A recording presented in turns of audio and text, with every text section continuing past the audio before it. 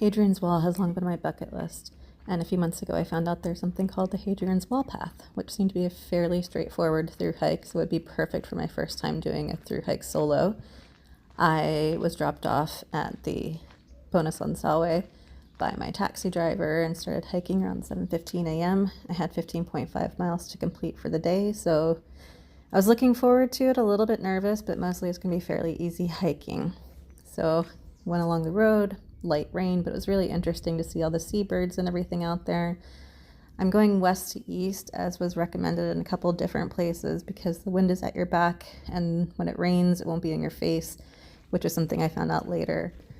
The road was a lot for the first probably a couple of miles, and then you go into little paths, and then soon you turn inland away, walking on farm lanes for the most part. Some areas were incredibly muddy, and it took me some time to kind of go around these because I wore sneakers instead of my boots for the first day, because I plan to alternate my shoes as needed throughout. But this was really the only muddy part, so that was really good. I don't know why people don't really seem to like the first day. I actually found it quite enjoyable. It was a good way to warm up and to start seeing the path itself. I saw some giant cows, which I've never seen before. And then you continue on into more farmland. I really enjoyed the greenery. I live in Dubai. It's summer right now, very hot, and I was just really enjoying the rain, the vegetation, and particularly the flowers. I saw so many flowers, and I just enjoyed taking photos and videos of them because they just make me happy, and they're just such a splash of color against everything else with the blue sky and the green vegetation around. It was just gorgeous. So I continued on the farms. You see lots of sheep everywhere pretty much, and then I kind of go through farm areas, and eventually I got to Birthplace Sands, which is an area that King Edward had stopped in, and saw St. Michael's Church where he lay in state after his death.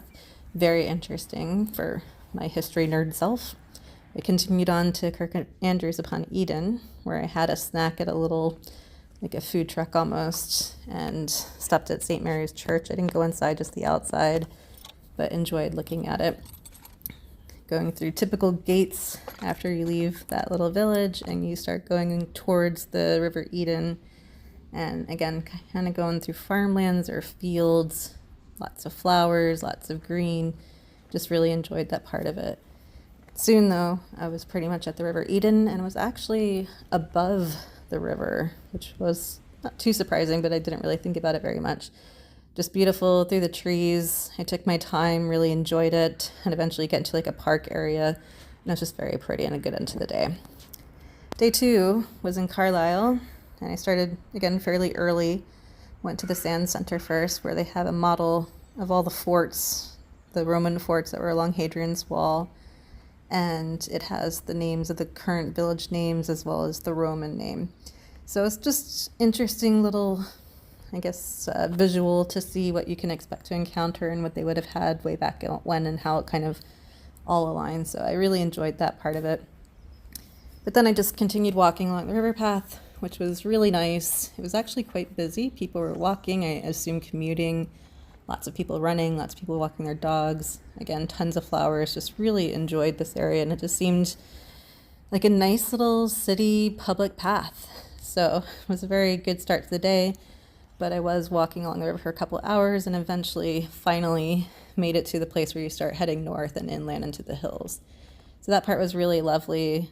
Again, very well-defined paths, beautiful little villages. Everybody seemed to have a garden, and I loved the adorable farms that were just so well maintained and easy access through the gates and over the walls. I was getting tired and hungry, though. I actually didn't have breakfast that morning because I'm an idiot. But I stopped at a snack shed, too tired to get to the next place yet, so I just kind of stopped and had a little bit of a snack.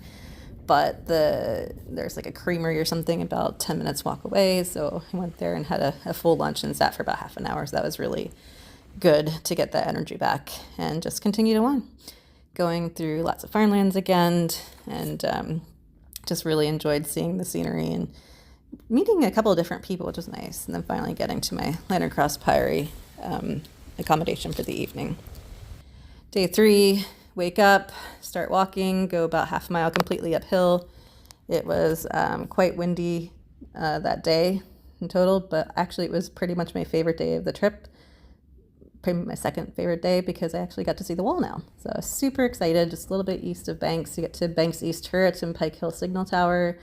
So I was excited to see the wall because it kind of just blew me away. Lots of views over the whole area. Took some shelter at Matthew's Honesty Box from the rain because it did rain off and on all day, but otherwise that didn't dampen my spirits because for the most part the wall was alongside the whole entire day. I stopped in the Bird Oswald Fort area to see. I didn't go actually look around, but I just kind of took a little snack and rested my feet because it was pouring rain at that point.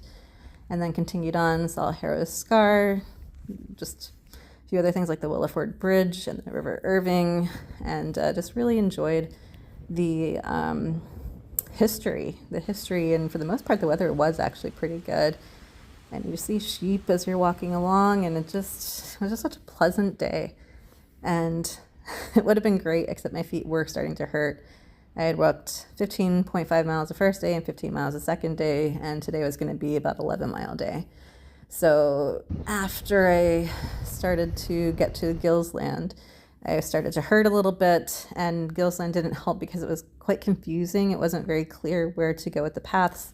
I even had to cross my first rail track, and it's a little bit nerve-wracking. I actually had to cross that 3 times by the end of the day, including one time I had to walk right up next to the train track because my accommodation was south of Greenhead. And it was hard to drag myself in, but ultimately I made it to Bleckinsopp Castle and had a well-deserved rest.